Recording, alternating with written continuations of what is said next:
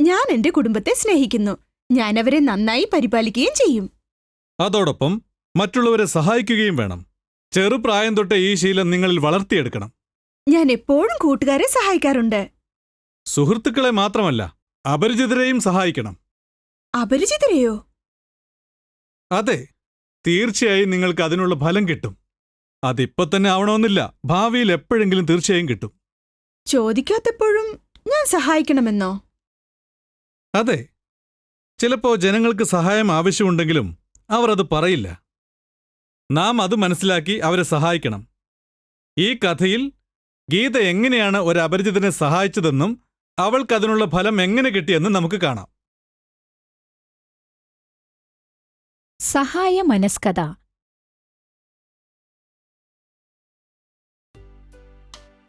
ഗുണ എന്നൊരാൺകുട്ടി ഒരു ഗ്രാമത്തിൽ ജീവിച്ചിരുന്നു. കഠിനാധ്വാനം ചെയ്ത് അവൻ ജീവിതം നയിച്ചു. അവൻ സമർത്ഥനായ ഒരു വിദ്യാർത്ഥിയായിരുന്നു. ഇന്നെനിക്ക് ദാഹവും വിശപ്പും തോന്നുന്നു. പ്രാതൽ കഴിക്കാൻ പോലും എന്റെ അടുത്ത് വേണ്ടത്ര പണമില്ല. അവൻ ചുറ്റും നോക്കി, എന്നിട്ട് മുൻപോട്ട് നടന്നു. എനിക്ക് തല ചുറ്റുന്നു. ഈ വീട്ടിലുള്ളവരോട് കുടിക്കാൻ ഒരു ഗ്ലാസ് വെള്ളം ചോദിക്കട്ടെ? അവൻ വാതിലിൽ മുട്ടി. പറയൂ, എന്താണ് വേണ്ടത്?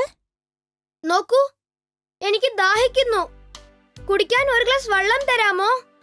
ഓ പാവം കുട്ടി, ഒന്ന് നിൽക്കൂ, ഇപ്പൊ വരാം. ആ പെൺകുട്ടി ഒരു ഗ്ലാസ് പാലും എടുത്തുകൊണ്ട് തിരിച്ചെത്തി. ഈ പാലെടുത്തോ.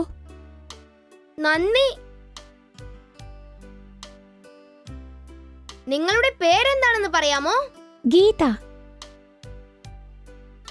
അവൻ ഗീതയോട് നന്ദി പറഞ്ഞ് അവിടം വിട്ടു.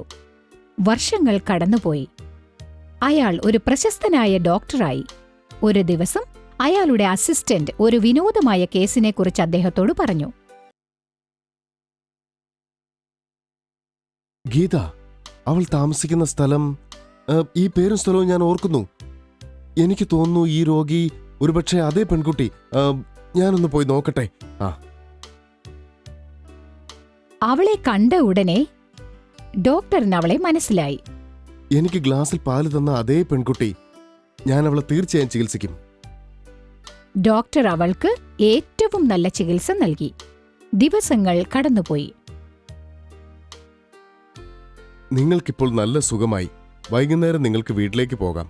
അതിനു മുമ്പ് ഞാൻ നിങ്ങൾക്ക് നിങ്ങളുടെ ബില്ല് തരാം. ശരി ഡോക്ടർ. വൈകുന്നേരം ബില്ലൊരു വലിയ തുകയായിട്ടുണ്ടാവും. എങ്ങനെയെങ്കിലും പണം അടച്ചേ പറ്റൂ. ഗീതയ്ക്ക് ബില്ല് കിട്ടിയപ്പോൾ അവൾ തുക എത്രയാണെന്ന് നോക്കി. അവൾക്ക് കണ്ണുനീരൊഴുകിക്കൊണ്ടിരുന്നു. ബില്ലിന്റെ അടിയിൽ എഴുതിയിട്ടുണ്ടായിരുന്നു, തുക മുഴുവനും അടച്ചു, ഒരു ഗ്ലാസ് പാലുകൊണ്ട്. ഗീത ഡോക്ടറെ കാണാനായി ചെന്നു. നന്ദി ഡോക്ടർ, പക്ഷെ ഞാൻ ആ സംഭവം ഓർക്കുന്നുപോലുമില്ല. പക്ഷേ നിങ്ങൾ അന്ന് എന്നെ സഹായിച്ചതിൽ എനിക്ക് ഒരുപാട് നന്ദിയുണ്ട്. ഇങ്ങനെ മാത്രമേ എനിക്ക് പ്രത്യുപകാരം ചെയ്യാൻ പറ്റൂ. ശരീരം നന്നായി നോക്കണം. പെക്യൂലിയർ. അസാധാരണമായ ഒരു കാര്യം അല്ലെങ്കിൽ വ്യക്തി. ട്രീറ്റ്മെന്റ്. ഒരു രോഗത്തിനായുള്ള ചികിത്സ.